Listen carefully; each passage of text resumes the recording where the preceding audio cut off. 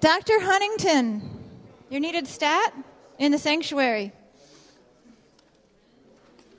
All right, let's get started. How's everybody doing? Are you exhausted yet? Your energy's good. Ready to go? All right. So this is going to be fun because the goal of this session is to kind of tell you a little bit about how we talk about single payer, and then we're going to do a little fun interactive thing, which is Stump the Presenters, or as Paul likes to say, Stump the Chump, where you think of your hardest questions that you could possibly get asked about single payer, and we'll try to answer them, and then you get to decide whether we've done an adequate job of that. And if we haven't, then the person that asked the question gets a prize. So let's get started. If I can have, is Jason up there? Can I get the projector on? There we go. Awesome. Look at that. So, I can't get away from PowerPoints. I'm a very visual person, so I like to have things for people to look at, because I like to look at things. But anyway, I'm just going to give you had the talk already this morning, but I'm going to give you a little bit, a talk of how do I talk about single payer. Well, what is single payer? Single payer actually is just a financing mechanism for our health care. But what's important about that is that it's evidence-based. So when I said earlier that, that PPAC, or the federal reform, if it was put before a review board, it would fail because we already have the evidence that it's not going to work. We have decades of experience in this country. Outcomes are clear. Single payer is similarly evidence-based. We have research, we have evidence around the world, but also in our own country, looking at systems like the VA system and Medicare, that these principles work. What is it? I think I had this slide in my first presentation. It's a unified risk pool. That's really important because the more people, the larger the risk pool, the more we share the risk, the less it costs each of us overall. Everybody contributes. This is equity based on their ability to pay, progressive financing, simplified administration. I kind of went through all this earlier, so I don't want to go through it too much again. But that's what single payer really is. I think actually I had this one earlier too, the single pool. All the dollars go in. It's really important to remember that 60% of our healthcare dollars are already publicly funded. So we're already spending more in public dollars alone per person per year than many of the other industrialized nations that cover everybody. So when people say, well, you're going to have to raise taxes, well, yeah, we would have to raise taxes if we want to spend at our current level of spending. But in taxes, we're already spending enough in healthcare dollars to cover everybody. We just need to put that into a single pool and use them efficiently. Let's see. A little bit that you might get asked, questions that you might get asked about legislation, and so this is talking about H.R. 676. Who is eligible? H.R. 676 says if you live in this country, you're eligible for care. That when you show up for care, you're presumed eligible, and the first thing you get is care. Right? What a novel idea. And the benefits are comprehensive. So all medically necessary care is covered. This includes prescription, it includes vision, dental, mental health, long-term care. You heard, was it Mr. Moreno that talked about the dental? I mean, in this country, across the board, our dental care is it's much lower. There's much lower access to dental care, and it's one of the greatest causes of suffering in this nation. And portability. That means that it goes with you wherever you go. So you don't have to worry about you lose your job, you lose your benefits. You don't have to worry about if you're traveling and you get sick, that now you're out of network. So when you're in the national system, you're in that system everywhere you go around the country. Dr. Coates, who I work with from Albany, New York, says this is personal liberation.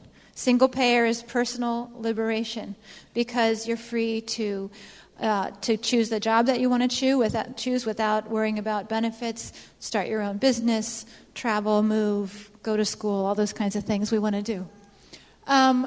Let's see. We hear over and over again, we have to be incrementalists, right? Have you heard that term? We can't get there all at once. We have to be incremental towards single payer. Well, there isn't really an incremental towards single payer. The two things that we need in this country that are going to put us on the right path is one, a system. We don't have a coherent system in this country where we make decisions based on our resources and how best to allocate them to improve the health of our population. And we need the money to pay for that system, and that's a publicly accountable, publicly financed, single-payer financing. Once we do that, it changes the whole game, because now we're talking about health. We're talking about looking at our needs and allocating our resources based on those needs. And now we can start making all the changes. We've got tons of different programs in the U.S. that can be used as models for how would we then deliver care? How do we then make sure that people have access to care where they are? Let's see. And this is all based on a paper called the Physicians Working Group Proposal. If you go to the PNHP website, pnhp.org, on the home page, middle column, scroll down a little bit, and you're going to see a link to the Physicians Working Group Proposal. It's not a very long paper. It was published in 2003 in the Journal of the American Medical Association, and it outlines it'll answer a lot of your questions about what it is that single payer is. All right. People say it's socialized medicine. So when they say that, I say it's civilized medicine. This is what civilized nations do for their people. It's socialized insurance. It's public financing, but it's private delivery. And to be honest, the VA is a socialized system, and it's one of the best systems that we have in this country. And Medicare is different from the VA. It's public financing, but private delivery. But it also, under Medicare, it's interesting. There was an article out recently looking at life expectancy in the United States, and the surprising thing is that once you make it to 65, you have a greater ability to live longer, because now you're in Medicare. And actually, health disparities start to disappear once you hit the age of 65. All right, let's see. Oops. Won't there be rationing under a single-payer system? Well, the truth is, we have rationing in this country, but it's the cruelest form of rationing that you could possibly have. It's rationing based on the ability to pay. They may have lines in other countries, but in the United States, 51 million people can't even get in line. So this is just, this to me is devastating. This is the numbers of people that we know of with these chronic conditions that are uninsured, who are not able to get the care that they need. 54% of our chronically ill population is not getting adequate care. And isn't this rationing? 45,000 deaths of uninsured adults a year. And that's just uninsured adults, 2008 data. Let's see, can people purchase private insurance? People ask this over and over again. It's important for us to understand that if we allow the public plan and private plans to cover the same benefits, we undermine the public plan. That one of the beauties of single payer is that every single one of us is in it. Every single one of us has a stake in defending it and making it the best program that it is. It raises the bar. It raises the quality of care. And if we look at Medicaid performs fairly poorly on health outcomes. It's a system for people that generally have no political voice. So when we create a single-payer system that we're all in, it raises that standard. Let's see. What about malpractice? People always say, well, don't we just have to fix malpractice? Single-payer addresses malpractice. About 50% of our malpractice cases go to court because people are concerned about the cost of ongoing care. That concern goes away under single-payer. The other issue is that it's really sad what's happened to this nation. Most of you are like my age or older, so we remember the time when you had the doctor that you knew and you went to that doctor over a long period of time and that doctor knew you and your family. That's really changed. When I was in medical practice, I left about 4 years ago, as a pediatrician, I had my patients, I met many of them on their first day of life. I had many families where, I've met a lot of their kids on their first day of life and knew that family well. But if their parents changed jobs or their job changed insurance, I lost that family. They could no longer see me anymore. And we know that having that relationship, that continuity of care, it's invaluable because I knew which of my families were very stoic and only really came in when things were pretty serious, and which one of them came in all the time, and what was going on in their family and what might be contributing to their symptoms, that, why they were coming in to see me. So this is really important. We have to get back to that health professional-patient relationship that we've had before without these barriers that get in the way. And that, I think, will do a long way towards addressing malpractice and then access to timely care. If you can actually get care when you need it, you're better likely to have a better outcome and not suffer serious consequences that cause you to have ongoing costs of care, and then you're looking for somebody to sue so you can get money for that. All right, what about individual responsibility? This is another one that drives me absolutely crazy, because people say, well, we just need to have better health habits, right? I mean, could you just go out and have better health habits and then we'd all be... There's been this ongoing trend in this country. It's with the cost of care, but it's also with the responsibility of care, of putting it on the individual. We shift more and more of the responsibility onto the individual. We live in a society, you heard about the social determinants of health, and I often talk about this, and I didn't because I knew the panel was coming on after me. We live in a society that has the greatest wealth inequality of all the industrialized nations, in which people don't have adequate education, and we know that education is tied to your level of health, where people don't have jobs with living wages, where people don't have access to clean, healthy food in their community that's affordable. There's concerns now about even clean water. What about the toxins that are in our environment? What about the fact that we subsidize the corn industry so that we have high fructose corn syrup in everything that we make? We have a long way to go to address all of those problems before we start putting the blame on the individual. Let's see. So finally, this is something that we can be proud of, and this is how I like to frame it, is that, for me as a physician, for me to have the knowledge that we live in a country where we're already spending enough for it to cover everybody, but we're not doing it because we have this entrenched for-profit industry. I cannot be quiet. I cannot accept that. I cannot accept the number of people that are dying, as Mr. Moreno said. I can't live with that fact. I can't live with the number of people that are suffering, the number of people that are left out, without seeing that it's my responsibility to do something about that. So I think it's all of our responsibility in this country to say that we can do a lot better. So I'm going to turn this over to Paul and Mike, and we traveled on the Mad as Hell Doctors. Maybe Paul will tell you a little bit about that. And each of us had kind of a different approach to talking about single-payer healthcare. So they're going to share their wisdom and insight with you. All right.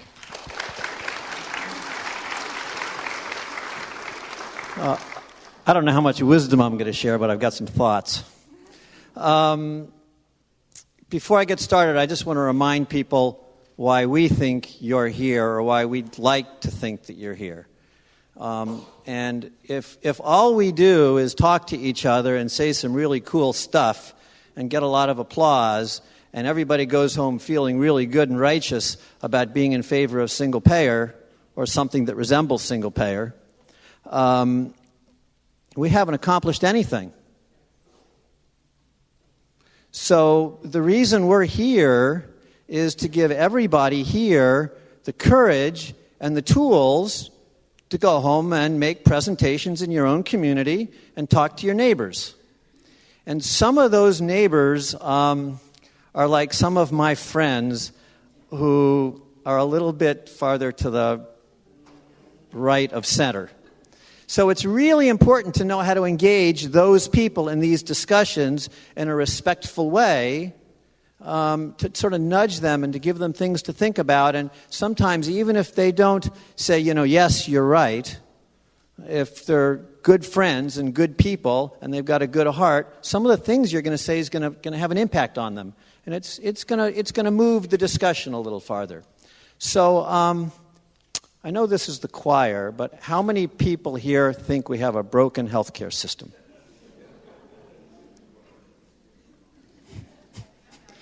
That was a trick question. We don't have a healthcare system. And that actually is the point. And that's why we're spending twice as much and getting poor results. Okay?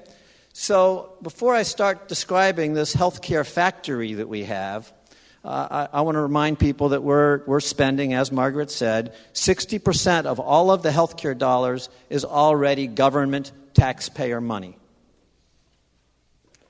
Additionally, the private insurance premiums that you're paying or your employer is paying are inflated by about 10 to 15% to cover the cost of the uninsured.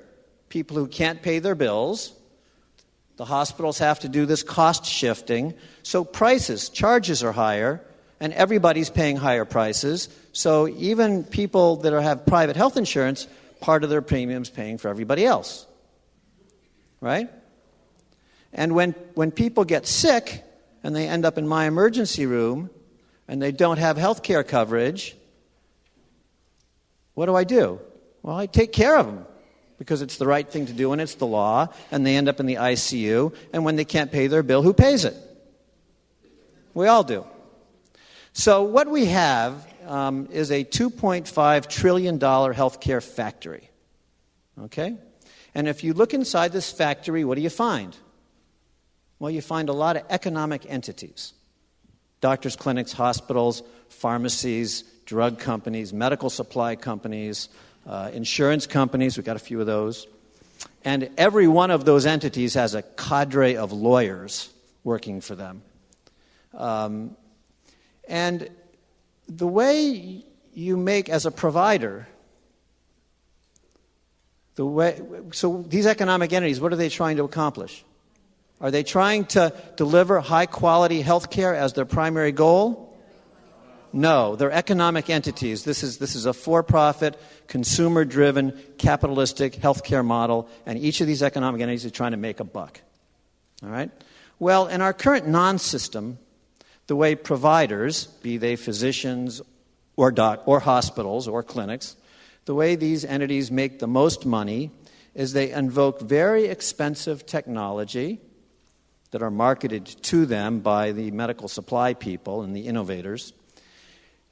And they use this very expensive technology to keep really sick people from dying, or in some cases, keep really sick people alive a little longer to suffer more. And I know everybody in this room is thinking of a specific story of somebody in their life who just that happened to, all right?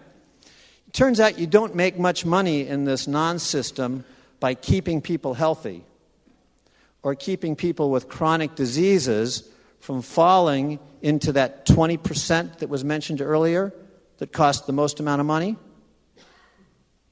All right? So the magic of the marketplace is we have a lot of really sick people to take care of. All right? And the way insurance companies make money in this system, this non-system, is how? Deny coverage. How else do they make money? Raise premiums. How else do they make money? You haven't mentioned the main reason they make money. The thing that's most critical to insurance companies making money is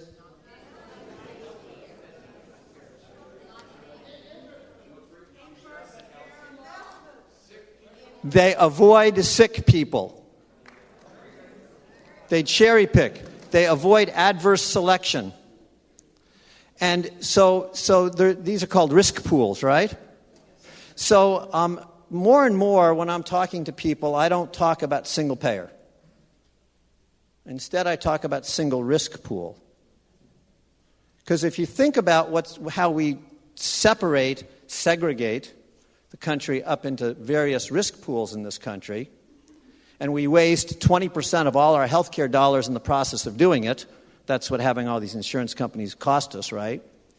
Then you think about the risk pools we have. There's Medicare, Medicaid, the vets, the Native Americans, employed people, Congress people. Ouch. And then there's all the people that fall through the cracks, all right? Well, who pays Medicaid, Medicare, is an abysmal risk pool because it's old people. Who pays for that? Taxpayer. Medicaid is an abysmal risk pool because it's disabled people, and poor people. And poor people, and as we learned, health follows wealth, so poor people are unhealthy people.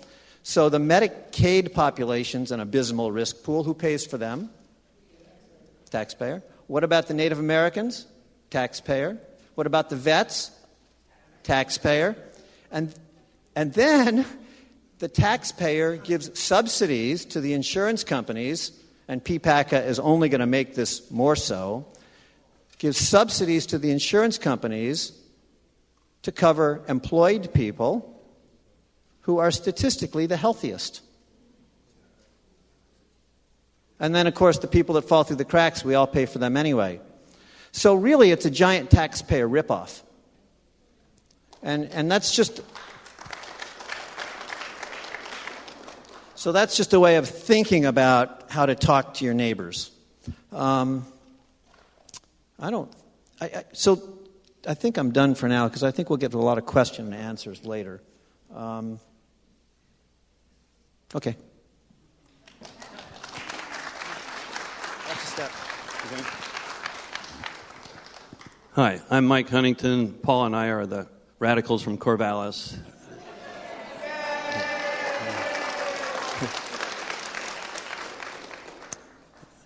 And I want to keep in mind our goal, and I hope your goal for today, and that is to come away with new passion, new energy, and new tools to speak with your neighbor, approach people that you might not normally approach, be a little bit of a pest, but be diplomatic about being a pest.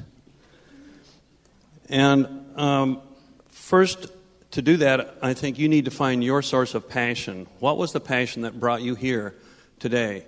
And I want to tell you what brought me into this fray with Paul and then Margaret and then others. And that was that I was a radiation oncologist in Corvallis, and between 1996 and 2006, I saw that our treatment costs tripled for certain cancers. And it was in the process of that tripling that we were already on the curve that was flattened, and we might have improved things a few percentage in outcomes or reduction in side effects with that tripling in cost. That's going from $24,000 to $66,000 in 10 years. So what happened to insurance premiums during that 10 years? Any relationship? It's not just the insurance companies that are inefficient and taking a fifth of our money away. We don't have a system that tells us when are we getting any value for this money that we're pumping into the system. So what would I see coming into our department would be people with advanced cancers, sometimes coming in through Paul's emergency room with bleeding, with obstruction of bowel or breathing, that they had neglected, quote unquote, because they felt they couldn't afford to see a physician. And they were right. In 1996, they could have. By 1999, they had seen the premiums go so high they could not afford them. By 2003, they would come to our cancer center, sometimes through the ER, with a crisis. And when I saw that happen, that's where my fire started going. I need to do something about this.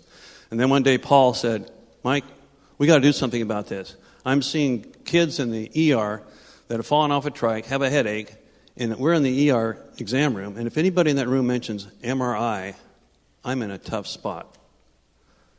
I can spend 45 minutes explaining to the parents why that's not necessary, or I can spend 45 seconds writing out for an MRI. Now, if I do that second choice, I've done three things. I've satisfied the parents, I've cleared out my ER, and I've made my CEO happy. Is this a system we even want to identify with? So when you get your passion, then you get your tools, you get your stories like that one, or many that you have heard from your own family or from friends of people who have gone bankrupt.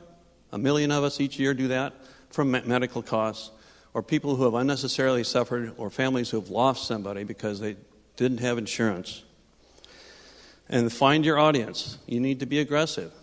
It could be your neighbors. It could be at work. And then be a pest. If it's somebody that's already in the choir, you're approaching them. One purpose is to give them more tools, more ideas they can use when they talk with people. That's what we're doing right now. You're increasing the network. You're building a network. And we're doing that in Corvallis and around the state this month and next month. And so you're doing two things for the choir. You're encouraging them, giving them more tools. That's what we're doing right now. And then there's the people on the fence. And so know your audience, right? So how do you approach somebody that you know is very conservative, very worried about too much government? Well, you can appeal to that interest. You can say, family values. Let's talk about family values. So what happens to families when the breadwinner or anybody in that family gets an illness that bankrupts the family? What happens when premiums are so high that the parents have to choose which child to insure?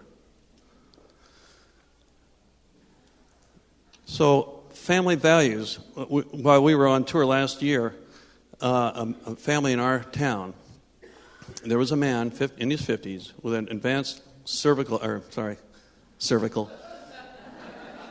cancer who was being faced with a dilemma. Even with the best of surgery, radiation therapy, and chemotherapy, his outlook was not very good. So he and his wife were having the conversation while the children were in the next room saying, honey, I don't think I want to put our family through this risk. We could lose our house, we could lose everything for a result that we're not sure of. Those conversations are going on daily in this town, around our nation. So there's an approach to one audience, somebody who's thinking family values. How about to someone who fears government? Well, you already have plenty of answers there. And if you want to get Abraham Lincoln's take on this, just Google Abraham Lincoln, role of government. And you will find that back then, as a Republican, he said, there are things that we cannot do for ourselves or do it very well, for which we need government. Building bridges, a legal system, and now who can do for themselves their own health care? Each one of us is one illness away from bankruptcy. Doesn't matter who we are. We need government to help us. Free enterprise. When we were in Nashville, we were demonstrating in front of Healthcare Hospital Corporation of America. And there were 100 of us single-payer people yelling at the building, and there was a little crowd of 21 Tea Partiers. And I felt sorry for them, so I joined them.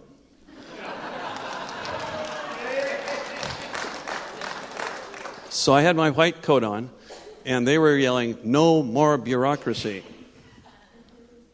because they don't want the federal government with its bureaucracy. And before they could say bureaucracy, I would say, insurance, insurance. And they turned around and smiled. Said, we don't want insurance between us and our doctors either. One lady was holding a manufactured death panel sign, something that had been placed in her hand. I said, do you know what that's about? And she said, no. I said, well, this allows physicians to get paid for counseling you about end-of-life issues. Oh.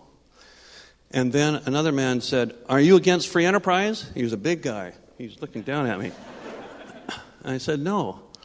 And he said, well, if you have the government involved, you're going to destroy free enterprise. And I said, look, the biggest thing I see interfering with free enterprise is the very able engineer or the person who could be a organic farmer who's afraid to leave his dumb, dull job with HP. Anybody here from HP? Because they know they will not be able to afford health insurance. Talk about smashing entrepreneurism. And he said, I'm a poster child for that. Suddenly I felt I was not going to get killed. And then freedom of choice. That's pretty easy. I mean, anybody knows that your insurance company is chosen by your employer, and that employer may change insurers every 3 years. The average length of stay for somebody under an insurance plan is about 4 years. And Margaret mentioned, what about continuity there? Probably the most important thing about primary care is continuity. So we don't have that.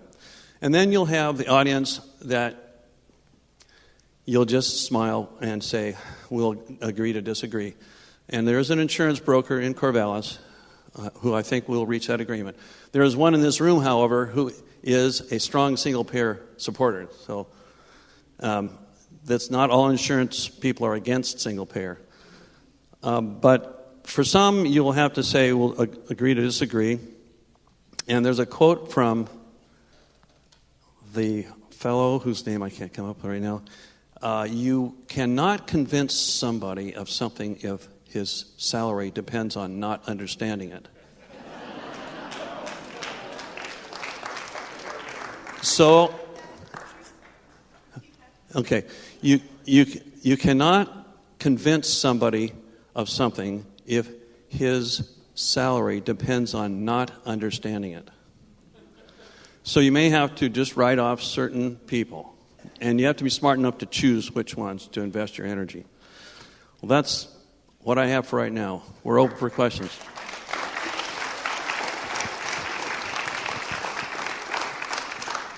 I forgot to say a few things. I could go on forever, actually.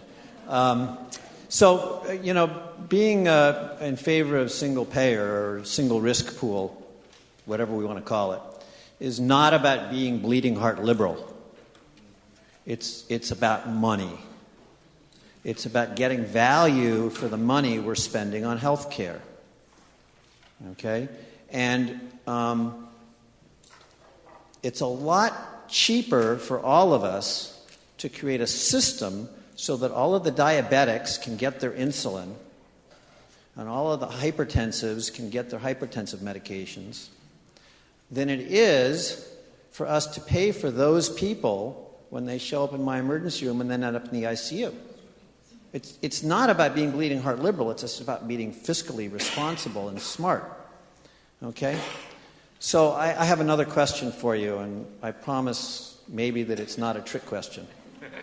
And that is, during the great healthcare reform debate that wasn't, one of the possibilities that kept bubbling to the surface was the public plan option.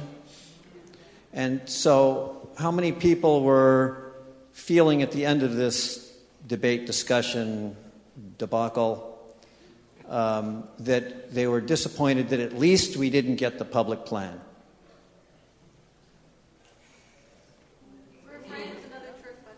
It is another trick question.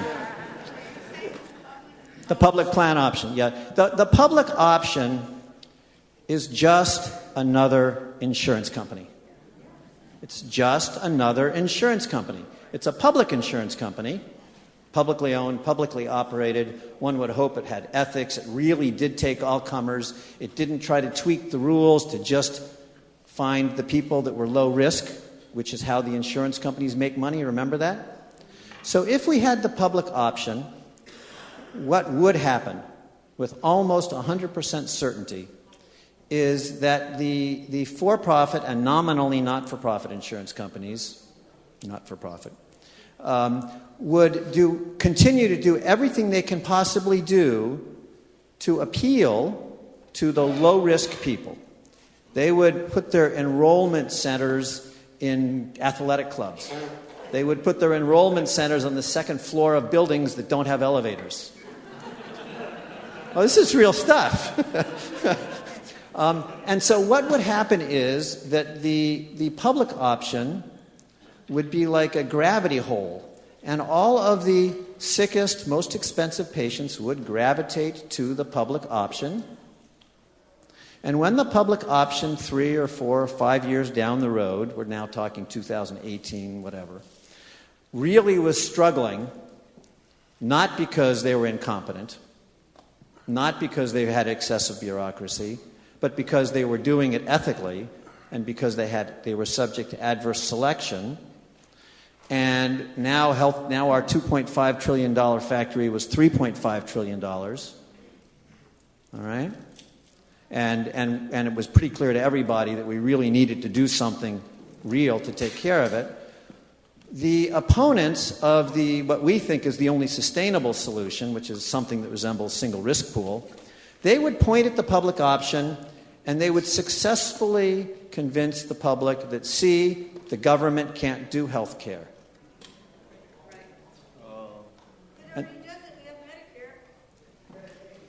I know, but I think that would be the worst possible outcome. For us to have a public plan option, because it would be designed to fail. And I think there are a lot of people who agree with that in PNHP. It's still controversial. So now I think we're going to do Stump the Chumps.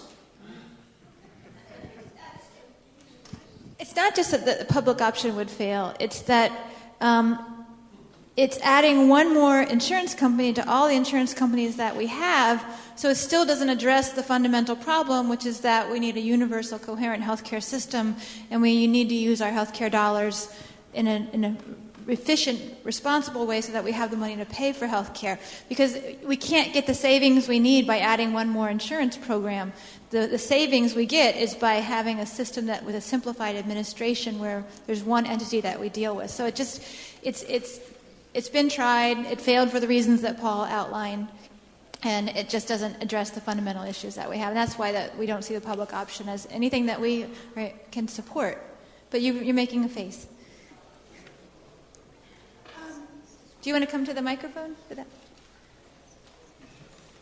And this is just, I was on KPOJ yesterday morning, and this question, the one call we got was a caller asking about the public option. So I don't think this issue's gone away, so I think it's important for us to understand why we haven't supported it.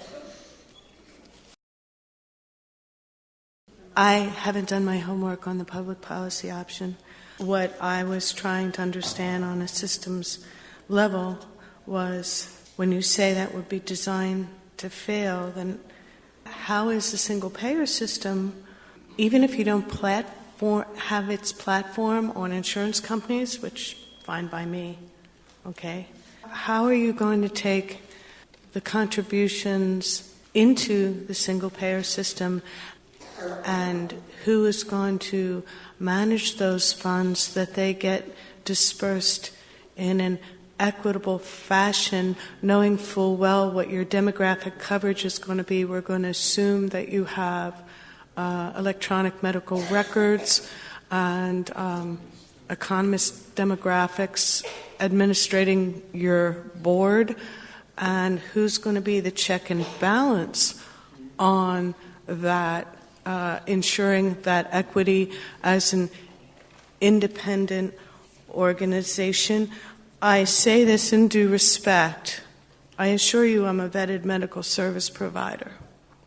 My concern is that I know the two-tiered system to reduce drug costs has failed.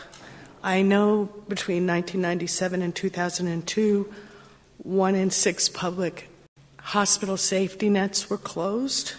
I also know that nonprofits in 1997 had to compete with for-profits for government service contracts, of which we all know the medical system depends 60% on the dollars. And I'm only asking those questions of single payers that I asked ultimately of our same structure today, where 60% of our public funds go into Medicare, Medicaid, to say, SSI and that. And where are the websites for transparency so we can see where these are going, so we can send people there just to look at the data themselves without being considered political? Because without policy, it does become politics. It doesn't mean one is political. Thank you for listening. Sure. I guess there was a lot of information in that, and thank you. I do refer people to the Physicians Working Group paper because it does outline a lot of how we envision a single-payer system working. And one of the things that we haven't talked about, we've been talking a lot about the cost savings and the financial part of this, but there's the other part of this, which is the healthcare as a human right part. And the 5 principles of human rights are universality, equity, accountability, transparency, and participation. So participation is important. That means that we have a say in how our health dollars are used. And we're the only industrialized nation that doesn't use a human rights model for their health care. So a big part of the single-payer system is creating these regional planning boards that have a diverse input. They have it's health professionals, but it's business people, it's advocates, it's people in the community who then have some voice into how that health system is, how it functions in their community, and have a public avenue for their grievances and for saying, hey, this is not working here. We need to look at this. This is the beauty of having a system, because things change, right? And if you have a system, you can tweak that system to deal with the changes that are happening. France, which has one of the best health systems in the world, is constantly evolving their health system. They have this really beautiful process. I worked with a woman, and her husband was a surgeon in France, and she consulted to the French health system. And each year, they would get these, input. The farmers are saying that they're not able to get, this. So then they say, here's the problem, here are different solutions, and then they would choose the solution they thought would work the best. So that they were constantly tweaking that system, and that's what happens when you have an actual system. So I know I just maybe a little bit of what you're saying, and I'm not sure I got everything that you were saying, but I'm happy to talk about it more. All right, so we're going to do Stump the Chump? One more. I need to say this every time I have an opportunity, and that is that the physician community is way more culpable in this disaster than anybody's willing to talk about. That we make a pretty darn good living working in the heart of the dragon.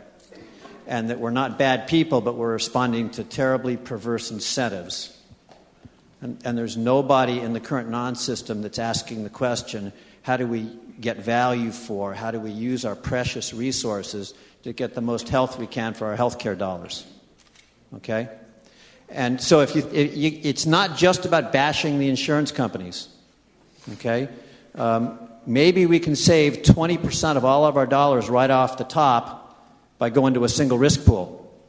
But we spend twice as much as the rest of the industrialized world. So where's the rest of it? Well, the rest of it is in the perverse incentives. Okay? There's a video called Health, Money, and Fear that you can get down at the P&HP table downstairs that methodically goes through all the reasons why healthcare costs so much. And it basically blames everybody. But it's really important to understand all of those perverse incentives to really understand how this non-system doesn't work. Yeah, questions? Let me just say I have an accounting background, and so obviously cost-benefit is, something that I understand really a lot. And after listening to this for 10 minutes, you can obviously see the cost benefit of going to a single payer plan. We all understand that. We have a lot of smart people in Congress. Why don't they get it? That's an easy answer. It's an easy answer. Well, that I had direct experience with that in 2009 and 2010. They don't get it because the entities that profit off of the status quo also control the political process through their dollars and control the message that people hear through our corporate media. And so I said earlier that this was a matter of professional integrity for me. I want you guys to understand that I'm just like every single one of you. I was a mom, I still am, 3 kids, living in Maryland when the health reform process started, and decided to get involved with it through P&HP.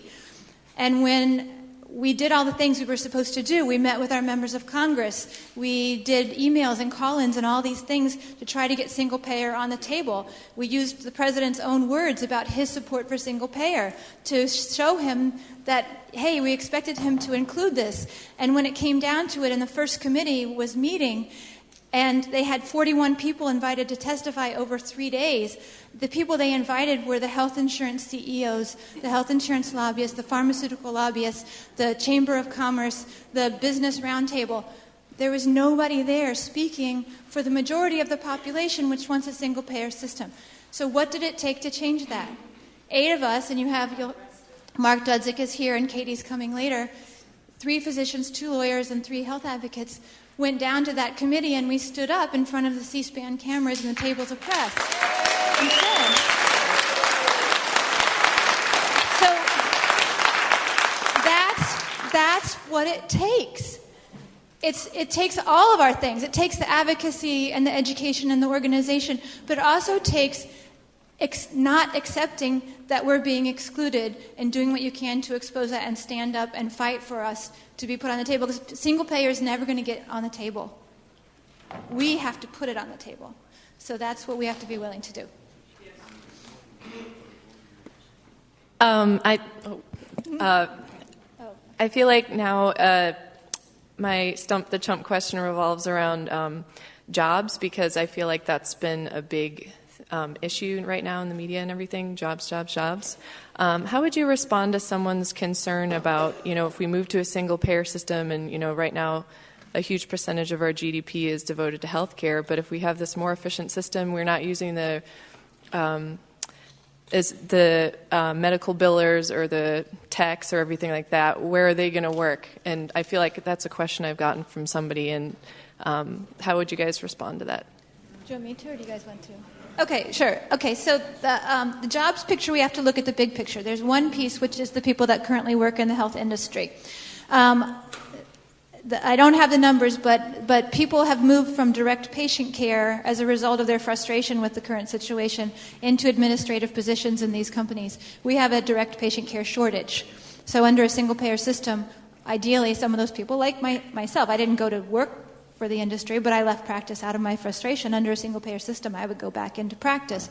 And so would the nurses who work in the utilization review departments and hospitals could go back into practice and things like that. The legislation also says that for people who are displaced from employment, they're the first ones rehired into the new system, because we still need people. And if they don't get that, they get job retraining. But let's look at the bigger picture of what's happening in this country. When you have somebody who has an idea to start a small business, but they can't go and do it because they can't afford the health benefits if they go out on their own, they could go out and start a business and create jobs. What happens when families are no longer spending 25 or 30% of their income on health care and can actually now have greater discretionary income to go out and put into the economy? What happens when our businesses in this country, our large businesses, are not hampered by health care costs that don't allow them to compete on the global market? So you can argue that, and there was one study done by the California Nurses Association which actually said that if we put all these factors together, single payer is a job creator and would create 2.6 million new jobs. So it's a stimulus package and a job creator. And the Deficit Commission, you guys know the Deficit Commission last year? That was a lot of my work this summer and fall, was fighting the Deficit Commission. And the argument that we were making to our members of Congress and to the Commission and to the people is that our economy, it really is, it's about health care, stupid. It's hurting our economy in so many ways. And the answer is to fix our health care with a single-payer system. It just has ripple effects that go out into the whole economy. So I don't know if that helped. Okay, cool. Screw stigma. All right. Hi. I have a question about innovation in the healthcare field in general, medical equipment, pharmaceuticals, all that kind of stuff. One of the big arguments I always hear against single payer is that all that innovation comes from the profit motive. So what do you say to people who say that? So my big concern about the innovation that we have right now in terms of the pharmaceutical industry and the medical device industry is it's about what can they create to make a profit off of, not what can we create to address a problem that we have in our society or to create something that we don't have. The majority of new drugs are taking drugs we currently have, tweaking the chemical structure a little bit, giving it a new name with a patent, and then marketing it very heavily. 40% of their dollars go into marketing. And we don't have the proof. They don't even have to prove whether this new entity is superior to what we already have. So when you have a single-payer system, now we're the ones that are, as a single purchaser, as a monopsony, the system is determining what our priorities are. And so you can say, we have this problem, we have this illness, and we need to find a solution to it. Now businesses can start trying to find solutions to that so that they compete to be the one that gets our business. So it's driving innovation in a direction that improves our health rather than just being this whole mishmash of what can we create and then market. You know, a lot of these medical devices, we don't have proof of whether they actually improve health outcomes, but they're very aggressive about getting into physician offices and trying to convince individual physicians who are really busy and don't have time to do all the research to figure out whether it's better than what we have, to use their products. Now we're driving what those products are going to be, and there's still a market for them. There's actually a great market. If you figure that a lot of people can't afford drugs because they don't have the money to pay for them under the single-payer system, now that drug company gets all of the customers, you know, but they have to have a product that improves our health. That makes sense. This gets into the whole discussion of rationing, actually. But the reasons hospitals adopt new technologies today is because of market share and because it's really profitable. And that a lot of the new technologies, like whatever his name, Mike was, whatever, a lot of these are on the flat of the curve. You get new technologies that increase outcomes by 1 or 2% that cost phenomenal amount of money. And they get adopted because they get paid for. Having a single-payer system, having a single risk pool administered by an overview committee, the people that are making the decisions are public health people, hospital administrator types, medical economists. And they're going to be making some very difficult decisions about not whether a procedure or a new technology just meets the measure of risk benefit. Doctors are trained in risk benefit. We're not trained in cost benefit. But we're all paying for everybody anyway. So when we invoke technologies that have minimal benefit, in the risk benefit analysis, but it's positive, we'll use it every time, even if those $100,000 or $200,000 might be better off funding community clinics, which creates more health and actually is a better investment of our precious healthcare dollars. It's a rationing discussion that nobody wants to talk about, but that's a long answer to your short question. Yeah. I think the Democratic and Republican parties have been playing good cop, bad cop for a long time. And I want to know how we might possibly get around that. And I'm wondering because I think the only way the Democrats will move forward if they believe there is a real threat from their progressive flank. I can't think of a better way to convince them of that than a third-party challenge with health care, national health plan, a good health care plan as the foundation platform.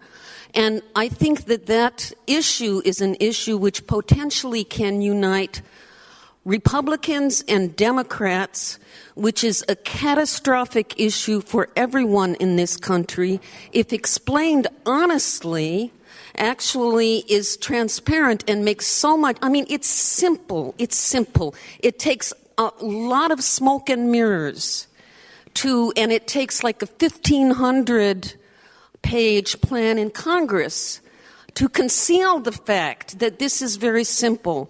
And what I really would like to see, in fact, I even have a name which I offer to anyone who's not working for the health insurance industry, and it's the Healthy America Party. Are you happy? I'm happy because I see a future for this country where people's medical needs, their mental health needs, etc. So I would like to ask if there's other people here or if you on the panel agree with that. And I cannot think of any people better suited to speak for and to run on this party platform than physicians, provided they don't have cocaine habits in their past, and probably they've been too busy, to get into much trouble. They have credibility, and that's really what I would like to see Dr. Margaret Flowers as the presidential candidate. I would like to see physicians spearheading this. And I just think that could really move wake people in Congress up and maybe nudge the Democratic Party and the people. Thank you. Yeah, this whole healthcare reform debate is not about healthcare really. It's just the poster child for the corrupt, broken political process. When we were on the road, somebody said, "We don't have elections in this country. We have auctions." Hi, Betty. Hi there. Good to see you.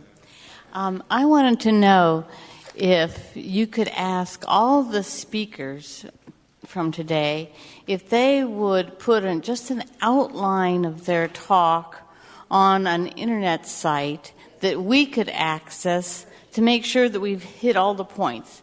For example, I can't even remember what the 5 principles of human rights were that you mentioned, and I'd love to just have them down, and then I would, I know what that means. That's one.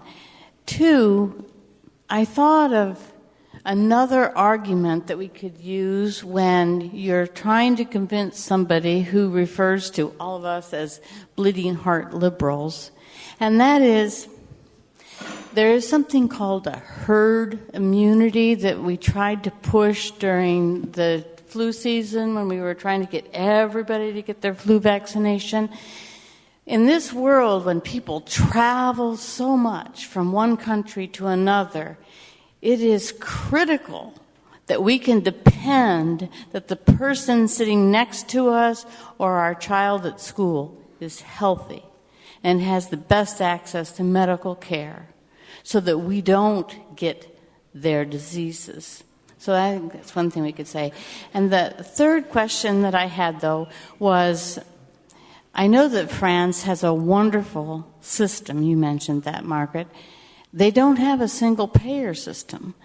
I thought they had some sort of insurance pool system.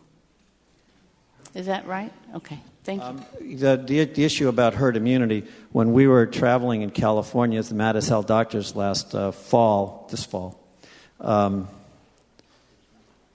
there's a pertussis whooping cough epidemic in Southern California, and Southern California was put on Canada's travel advisory, just like it was a third world country.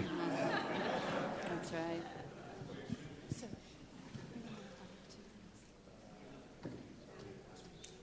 It was the France question. The France question. Sorry, I was emailing my buddies that I work with in D.C., my political buddies, about Happy Party.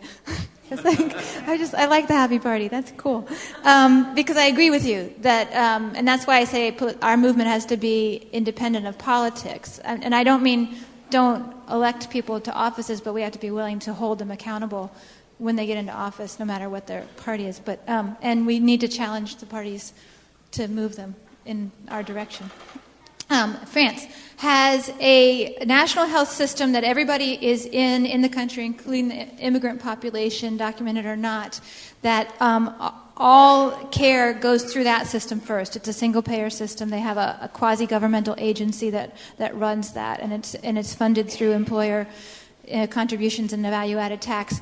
And then things that are not covered by that are covered by supplemental insurance, which about 95% of the French population has a supplemental, but it's called a mutual. It's a non-profit, heavily regulated, very inexpensive insurance policy that is a secondary policy to the national health systems. Thank you. Sure. But wasn't there one other thing besides France? Yeah.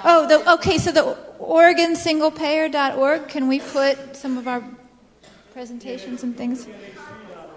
Yeah, PNHP.org has an excellent I mean, if you go there, there's tons of resources there. And if you have questions, one thing I do keep up with is my email. So email me at margaret@pnhp.org if you have a question. And if you can't find it, like at pnhp.org, or you can't find it at healthcare-now.org, which is another good site, then contact me, margaret@pnhp.org, and ask me your question.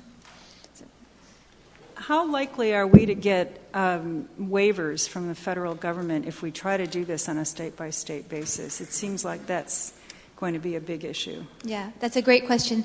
In order to do single payer at the state level, you have to get certain waivers from the federal government and from the Department of Health and Human Services that allow us to use our federal health care dollars for this single payer system. There's other types of things that we need to get. We have members of Congress that are dedicated to helping us fight for those waivers in both the Senate and the House. The one thing that gives me real hope is that there was one amendment in the whole health reform process that passed with bipartisan support. Does anybody know what that amendment was?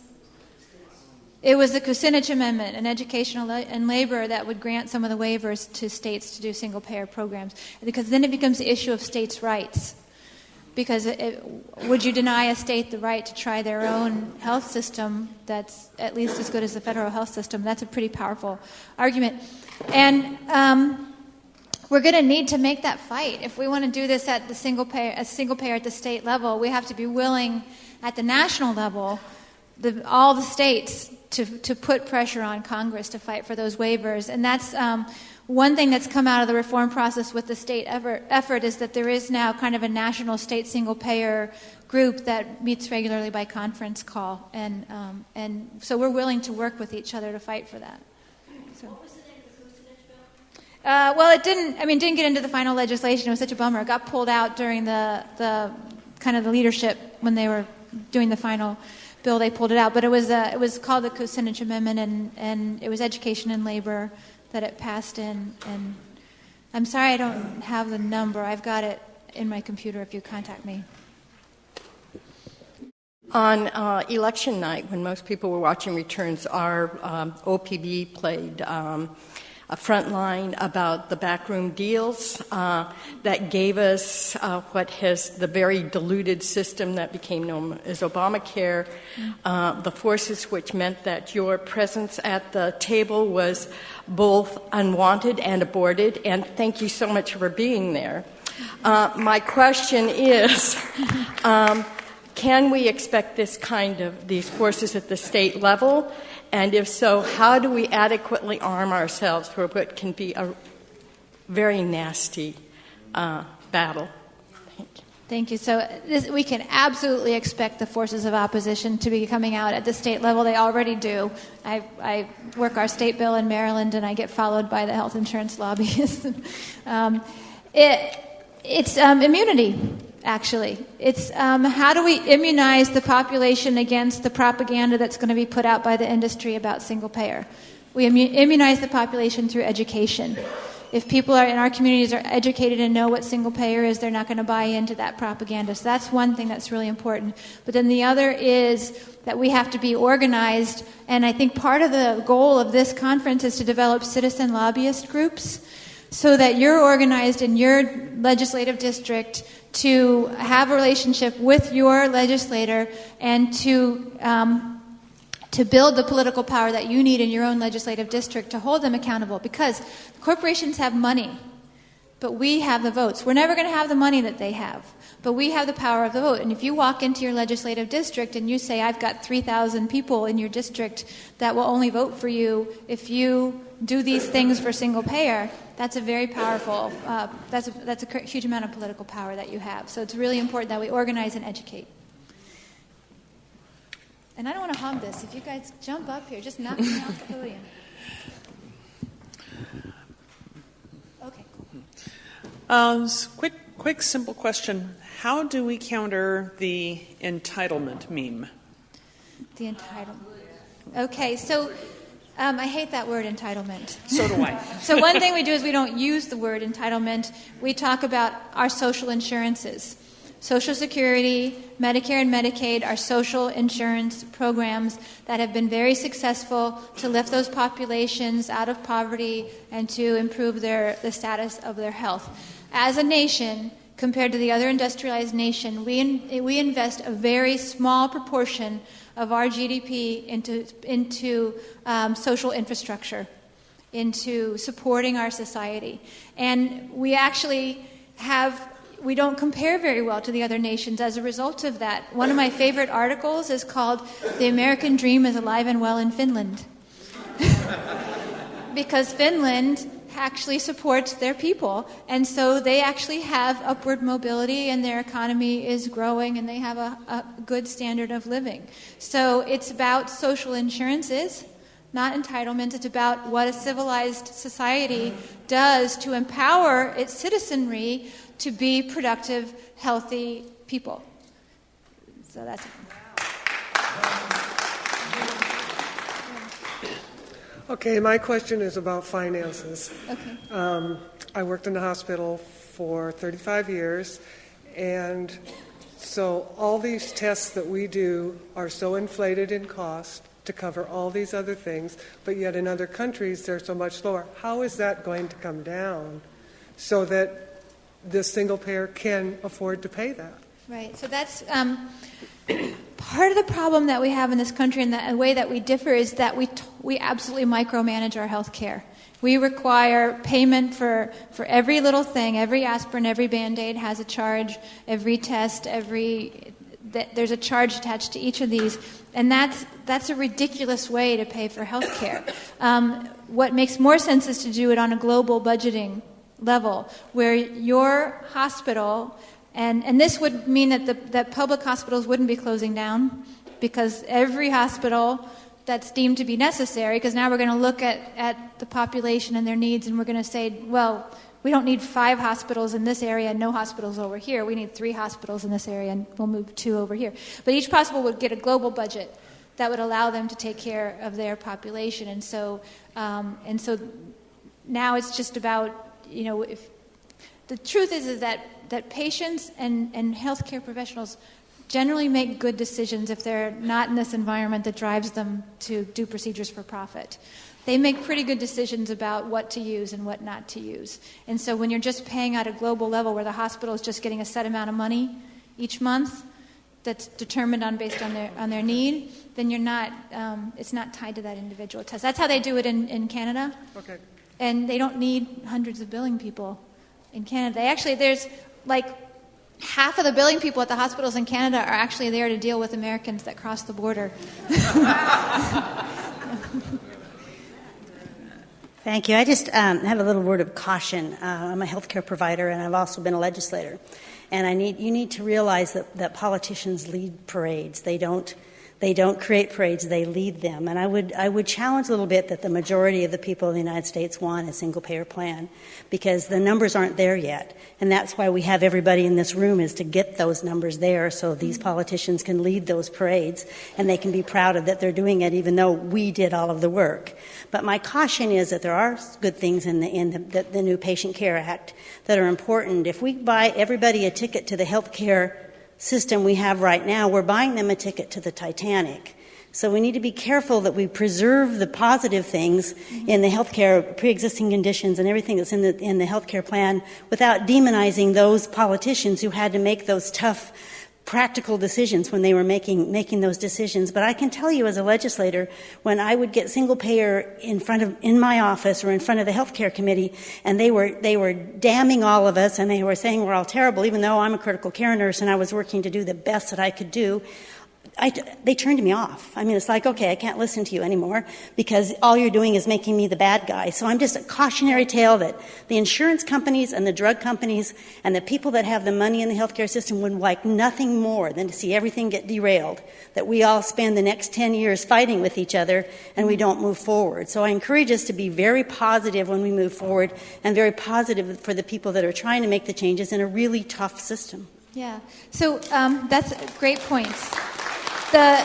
the polls show that the majority of people are already with us. It's how do we activate them and get them out into those parades to enable you to do the work that you need to do as a legislator, and to be able to give you the backing where you can say to your colleagues, and they're hearing the same thing, is that this is what my district wants. In Vermont, single payer became politically feasible because they did credible on-the-ground organizing, and the Democratic primary became a fight for who was the biggest single-payer supporter. And now even Senator Leahy is a single-payer supporter because it's politically unpopular in Vermont to not support single-payer. Right. So we create that through our grassroots work. Right. The people have to empower the politicians. That's our job.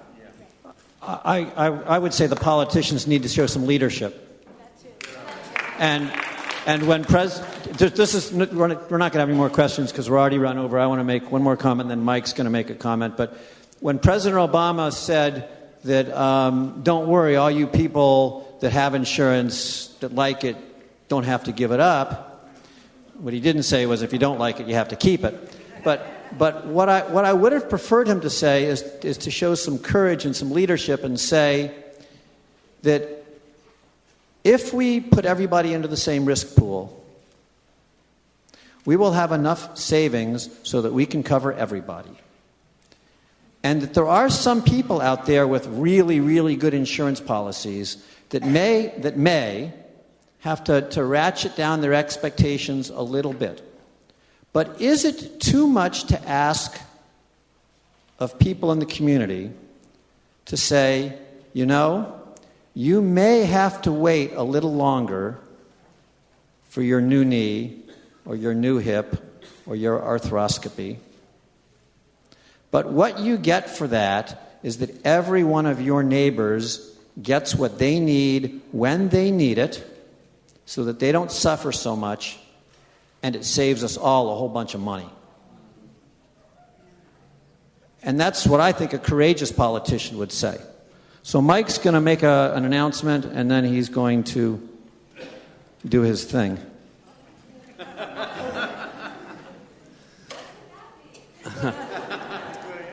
We want to honor Representative Conyers, who flew 3,000, how many miles? 12 hours on Frontier Airlines.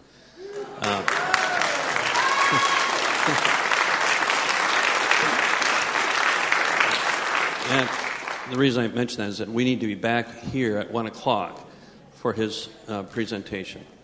But before we go, I would like you to do a little exercise with me. How many of you have been in Boy Scout or Girl Scout? Okay. And do you remember using a pledge on my honor as a scout? Well, I'd like you to hold up one finger, the index finger, please, and repeat after me as a reminder of what single payer is and what we all need to do. On my honor, as a healthcare advocate, I will do all within my power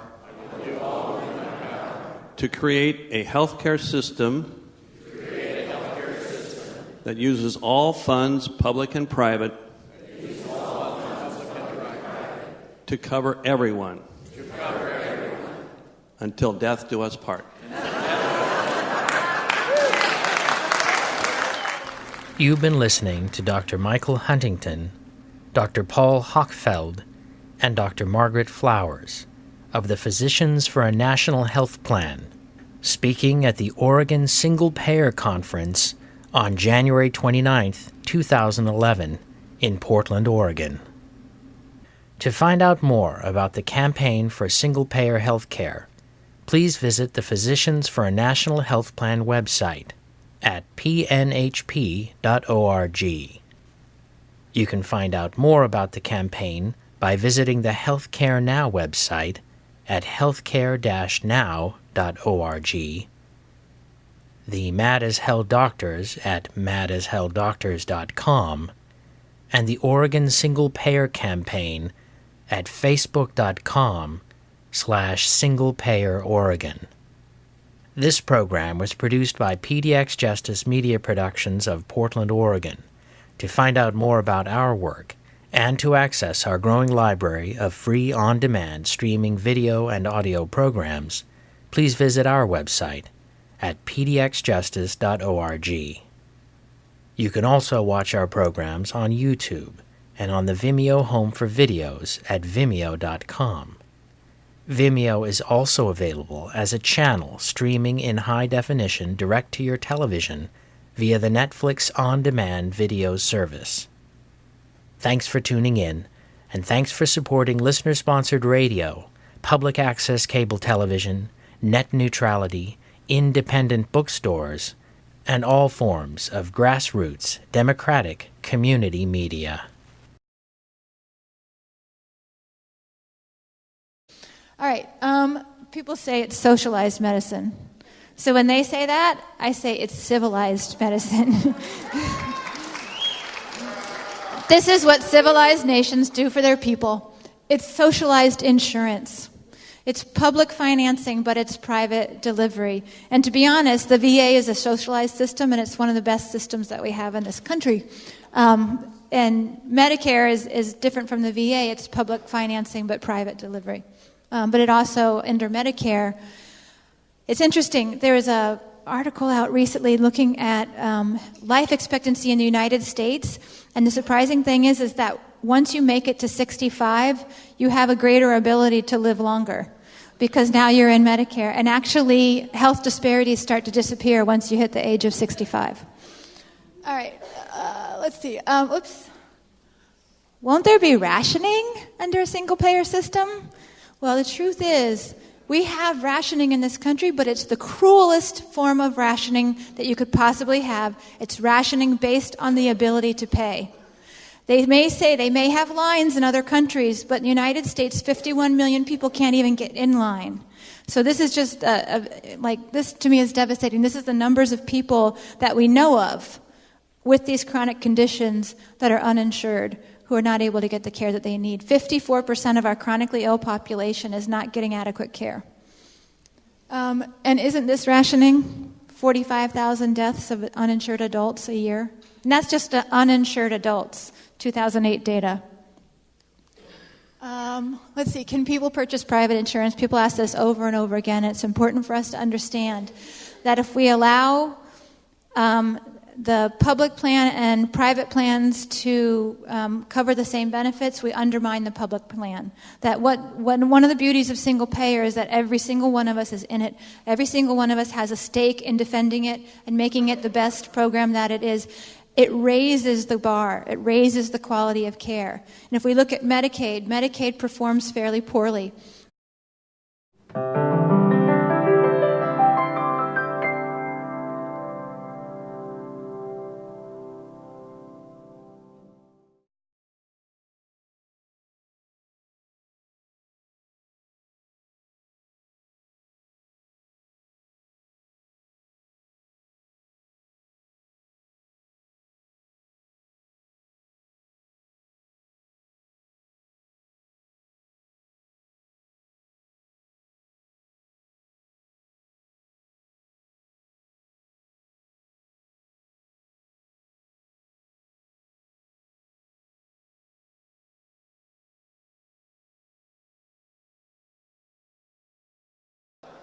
Dr. Huntington, your needed stat in the sanctuary.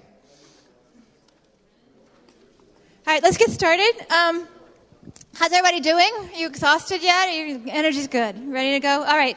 So this is going to be fun because the goal of this session is to kind of tell you a little bit about how we talk about single payer, and then we're going to do a little fun interactive thing, which is Stump the Presenters, or as Paul likes to say, Stump the Chump, where you think of your hardest questions that you could possibly get asked about single payer, and we'll try to answer them, and then you get to decide whether we've done an adequate job of that. And if we haven't, then the person that asked the question gets a prize. So let's get started. If I can have, is Jason up there? Can I get the projector on? There we go. Awesome. Look at that. So, I can't get away from PowerPoints. I'm a very visual person, so I like to have things for people to look at, because I like to look at things. But anyway, I'm just going to give you had the talk already this morning, but I'm going to give you a little bit, a talk of how do I talk about single payer. Well, what is single payer? Single payer actually is just a financing mechanism for our health care. But what's important about that is that it's evidence-based. So when I said earlier that, that PPAC, or the federal reform, if it was put before a review board, it would fail because we already have the evidence care, and it's one of the greatest causes of suffering in this nation. And portability. That means that it goes with you wherever you go. So you don't have to worry about you lose your job, you lose your benefits. You don't have to worry about if you're traveling and you get sick, that now you're out of network. So when you're in the national system, you're in that system everywhere you go around the country. Dr. Coates, who I work with from Albany, New York, says this is personal liberation. Single payer is personal liberation because you're free to choose the job that you want to choose without worrying about benefits, start your own business, travel, move, go to school, all those kinds of things we want to do. Let's see. We hear over and over again we have to be incrementalists, right? Have you heard that term? We can't get there all at once. We have to be incremental towards single payer. Well, there isn't really an incremental towards single payer. The two things that we need in this country that are going to put us on the right path is one, a system. We don't have a coherent system in this country where we make decisions based on our resources and how best to allocate them to improve the health of our population. And we need the money to pay for that system, and that's a publicly accountable, publicly financed single payer financing. Once we do that, it changes the whole game, because now we're talking about health. We're talking about looking at our needs and allocating our resources based on those needs. And now we can start making all the changes. We've got tons of different programs in the U.S. that can be used as models for how would we then deliver care? How would we then make sure that people have access to care where they are? Let's see. And this is all based on a paper called the Physicians Working Group Proposal. If you go to the PNHP website, pnhp.org, on the home page, middle column, scroll down a little bit, and you're going to see a link to the Physicians Working Group Proposal. It's not a very long paper. It was published in 2003 in the Journal of the American Medical Association, and it outlines it'll answer a lot of your questions about what it is that single payer is. On health outcomes, it's a system for people that generally have no political voice. So when we create a single payer system that we're all in, it raises that standard. Let's see. What about malpractice? People always say, well, don't we just have to fix malpractice? Single payer addresses malpractice. About 50% of our malpractice cases go to court because people are concerned about the cost of ongoing care. That concern goes away under single payer. The other issue is that it's really sad what's happened in this nation. Most of you are like my age or older, so we remember the time when you had the doctor that you knew and you went to that doctor over a long period of time and that doctor knew you and your family. That's really changed. When I was in medical practice, I left about 4 years ago. As a pediatrician, I had my patients, I met many of them on their first day of life. I had many families where, I've met a lot of their kids on the first day of life and knew that family well. But if their parents changed jobs or their job changed insurance, I lost that family. They could no longer see me anymore. And we know that having that relationship, that continuity of care, it's invaluable, because I knew which of my families were very stoic and only really came in when things were pretty serious, and which one of them came in all the time, and what was going on in their family and what might be contributing to their symptoms, that, why they were coming in to see me. So this is really important. We have to get back to that health professional-patient relationship that we've had before without these barriers that get in the way. And that, I think, will do a long way towards addressing malpractice, and then access to timely care. If you can actually get care when you need it, you're better likely to have a better outcome and not suffer serious consequences that cause you to have ongoing costs of care, and then you're looking for somebody to sue so you can get money for that. All right, what about individual responsibility? This is another one that drives me absolutely crazy, because people say, well, we just need to have better health habits, right? I mean, could you just go out and have better health habits, and then we'd all be evidence that it's not going to work? We have decades of experience in this country. Outcomes are clear. Single payer is similarly evidence-based. We have research, we have evidence around the world, but also in our own country, looking at systems like the VA system and Medicare, that these principles work. what is it? I think I had this slide in my first presentation. It's a unified risk pool. That's really important because the more people, the larger the risk pool, the more we share the risk, the less it costs each of us overall. Everybody contributes. This is equity based on their ability to pay, progressive financing, simplified administration. I kind of went through all this earlier, so I don't want to go through it too much again. But that's what single payer really is. I think actually I had this one earlier too, the single pool. All the dollars go in. It's really important to remember that 60% of our healthcare dollars are already publicly funded. So we're already spending more in public dollars alone per person per year than many of the other industrialized nations that cover everybody. So when people say, well, you're going to have to raise taxes, well, yeah, we would have to raise taxes if we want to spend at our current level of spending. But in taxes, we're already spending enough in healthcare dollars to cover everybody. We just need to put that into a single pool and use them efficiently. Let's see. A little bit that you might get asked, questions that you might get asked about legislation, and so this is talking about H.R. 676. Who is eligible? H.R. 676 says if you live in this country, you're eligible for care. That when you show up for care, you're presumed eligible, and the first thing you get is care. Right? What a novel idea. And the benefits are comprehensive. So all medically necessary care is covered. This includes prescription, it includes vision, dental, mental health, long-term care.